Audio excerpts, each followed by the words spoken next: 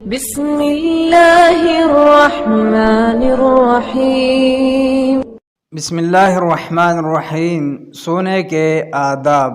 نبی اکرم صلی اللہ علیہ وسلم جب سونے کا ارادہ فرماتے تو اپنا دائیں ہاتھ دائیں رخسار مبارک کے نیچے رکھ کر 3 مرتبہ کہتے: اللہم قنی عذابک یوم تبعث عبادک۔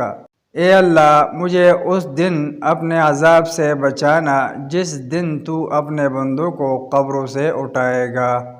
نبی اکرم صلی اللہ علیہ وسلم جب بستر پر لیٹتے تو یہ دعا فرماتے: الحمدللہ الذی اطعمنا وسقانا وآوانا فکم ممن لا کافی لہ ولا مؤویہ۔ تمام تعریفیں اللہ کے لیے ہے جس نے ہمیں کھلایا پلایا، ہمارے لیے کافی ہوا اور ہمیں سہارا دیا۔